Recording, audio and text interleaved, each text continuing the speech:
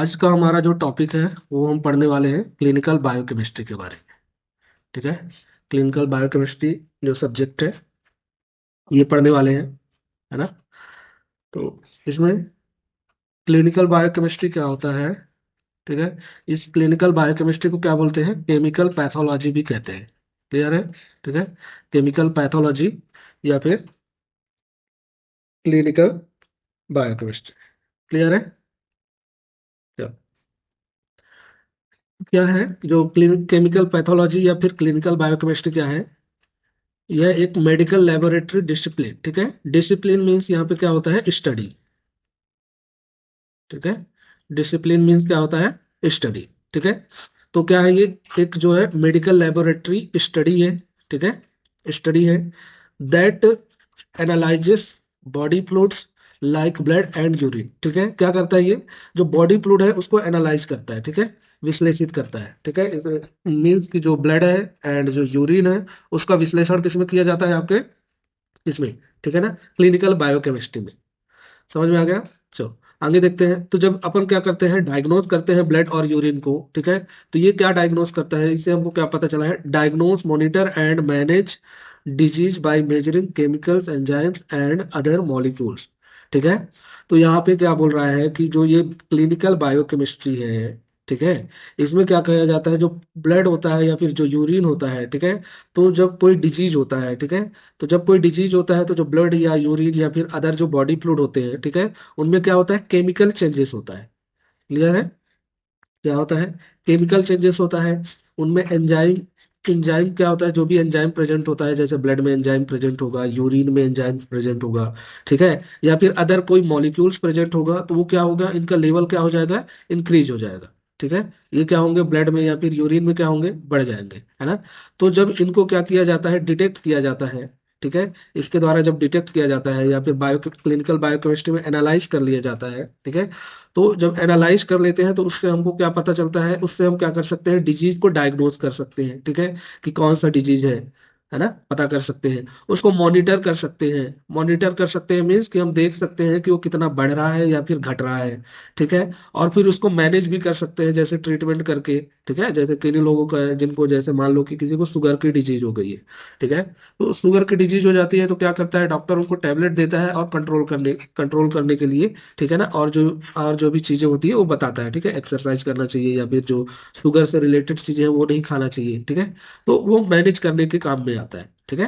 तो इसलिए जो क्लिनिकल बायोकेमिस्ट्री है उसमें क्या क्या है, समझ में आ गया?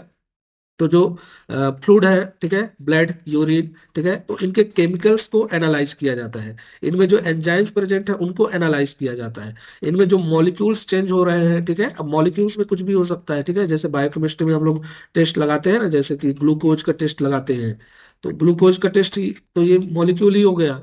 ठीक है। ग्लूकोज मॉलिक्यूल हो गया। प्रोटीन का टेस्ट लगाते हैं, वो भी प्रोटीन का मॉलिक्यूल हो गया। ठीक है।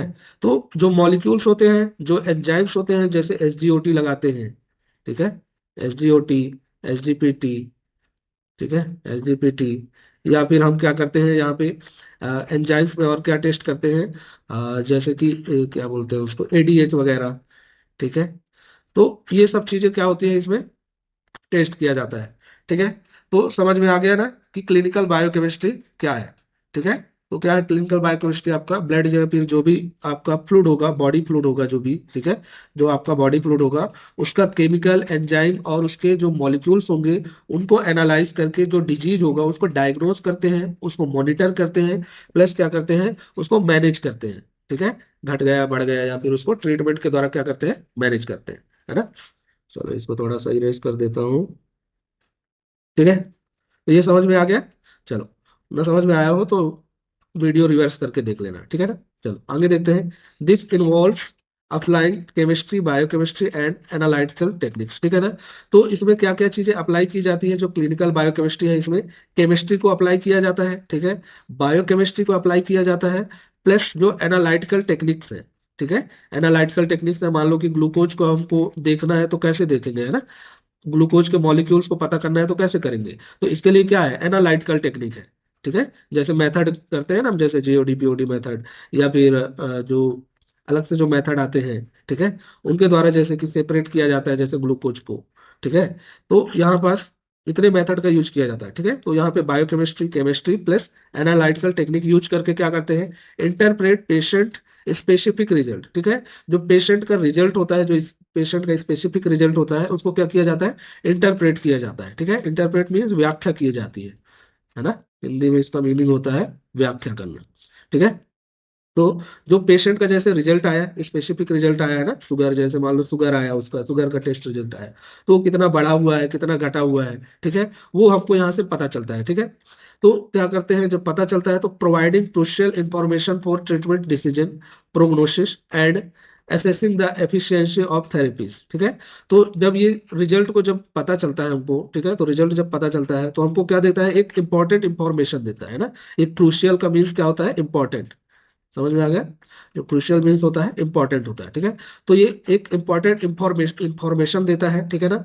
तो उससे हमको क्या करते हैं, हम हमको क्या हेल्प मिलती है, जो ट्रीटमेंट करने में हेल्प मिलती है डॉक्टर को, ठीक है, ट्रीटमेंट करने में। तो वो डिसीजन ले पाता है, ठीक है, कि क्या ट्रीटमेंट देनी है, ठीक है, या फिर क्या मेडिसिन देनी है उसको, ठीक है। प्रोग्नोसिस, प्रोग्नोसिस मीन्स क्या होता है, हम उससे रिलेटेड जो भी चीजें आगे बीमारी हो सकती है, ठीक है, उसको हम क्या कर सकते हैं, यहाँ पास हम उसका अनुमान लगा सकते हैं, है ना। आगे जो बीमारी हो सकती है या फिर हो सकती है इस बायोकेमिकल टेस्ट के द्वारा तो हम उसको क्या कर सकते हैं, अनुमानित कर सकते हैं, ठीक है, प्रोग्नोसिस कर सकते हैं। एंड